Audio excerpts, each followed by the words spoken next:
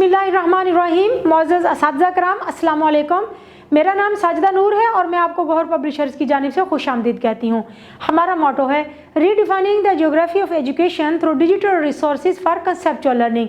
आज के इस वीडियो लेक्चर में हम गौहर निदाए उर्दू जमात चहारुम के सबक नंबर 13 ईमानदारी का इनाम शुरू करने जा रहे हैं। तो आइए चलते हैं हासिलात ताल्लुम की जानिब। डियर टीचर्स, सफ़ा नंबर 77 पर हमारा सबक है ईमानदारी का इनाम। इस सबक की तदरीस के बाद हमारे तुलबा इस काबिल हो जाएंगे कि वो उर्दू में की गई गुफ्तगू का मफहूम समझकर याद रख सकें। बच्चे ना सिर्फ गुफ्तगू का मफहूम समझें बल्कि उसको याद भी रखें और जब कभी उनसे पूछा जाए तो वो उस गुफ्तगू को दोहरा भी सकें कि आपने जब यह गुफ्तगू सुनी थी तो उसमें कौन कौन से अहम नुकात थे। इस मकसद के लिए आपने बच्चों को मोबाइल फ़ोन, कंप्यूटर पर गुफ्तगू के प्रोग्राम सुनवाएं और फिर उनसे उन गुफ्तगू के प्रोग्राम में से जो अहम नुकात हैं वो पूछें, सवालात पूछें ताकि पता चल सके कि वो कुछ समझ भी सके हैं या नहीं। किसी भी वाक़े या कहानी को अपने अल्फाज में बयान कर सकें। कोई कहानी उन्होंने पढ़ी है, जैसे कि अभी हमने हकायात पढ़ी हैं, हकायात सादी, तो बच्चे इन हकायात को अपने अल्फाज में बता सकें कि उन्होंने कौन सी हकायत पढ़ी थी।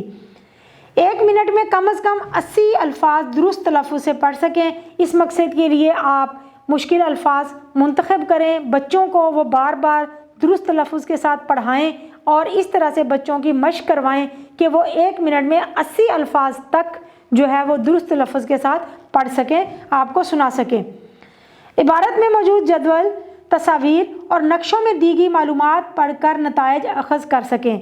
जब भी कोई इबारत पढ़ें तो उस इबारत में जो तफसीलात दी गई होती हैं, बाज़ औक़ात वो तफसीलात जदवल की सूरत में होती हैं, ग्राफ की सूरत में होती हैं, तो उन्हें इन दोनों चीज़ों की समझ आनी चाहिए कि जदवल क्या होता है, ग्राफ क्या होता है, इसको पढ़ना कैसे है, इसमें कौन सी मालूमात किस तरह से दी गई हैं। इस मकसद के लिए आप अपनी जमात का जो नतीजा है इम्तिहानात का, उस पर भी बात कर सकते हैं कि कौन से मजमून में कितने बच्चों ने कितने नंबर लिए, कितने बच्चों ने कम नंबर लिए। अगर 75 नंबर का पेपर है तो 75 पे कितने बच्चे गए और 50 पे कितने बच्चे रहे, 25 पर कितने बच्चे रहे।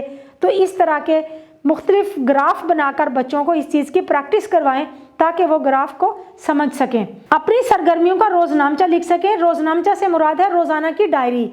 जो उनकी रोज़ाना की मसरूफियात हैं वो मसरूफियात वो अपने अल्फाज में लिख सकें कि किस तरह से उन्होंने अपने दिन की इब्तिदा की, कौन कौन से काम सारा दिन में किए, कौन से अहम वाक़यात हुए। इस तरह से बच्चों को इजहार ख्याल करने का मौका मिलेगा, बच्चों को लिखना आएगा, अपने जज्बात और एहसासात का इजहार करने, तहरीरी तौर पर इजहार करने का मौका मिलेगा। जमात, स्कूल, असम्बली या बज़्म अदब में अपने ख्यालात एतमाद के साथ पेश कर सकें।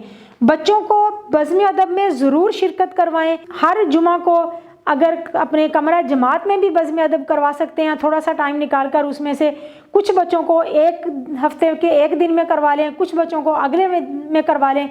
इस तरह से हमारे बच्चे स्कूल के बड़े प्रोग्राम में शिरकत करने के काबिल हो जाएंगे, उनके अंदर एतमाद पैदा होगा और वो एतमाद के साथ वहाँ जाकर अपनी कोई भी चीज़ जो है वो पेश कर सकेंगे, कोई नज़म, कोई मिली नगमा या कोई तकरीर वगैरह।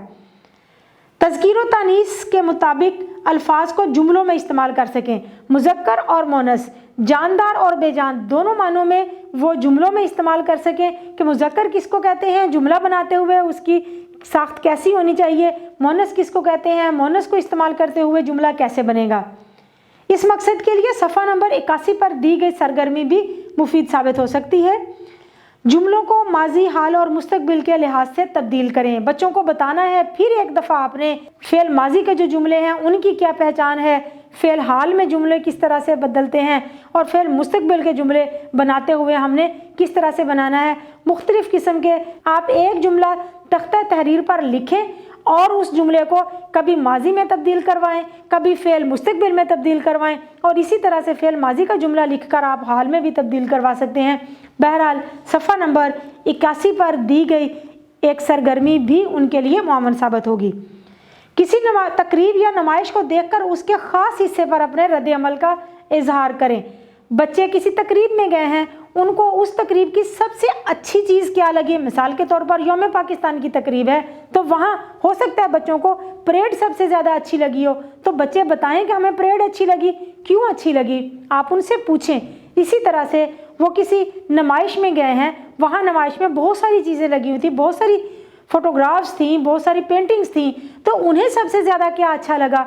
उन्हें अगर सबसे ज़्यादा कैलीग्राफी अच्छी लगी है तो बताएं कि क्यों कैलीग्राफी अच्छी लगी है।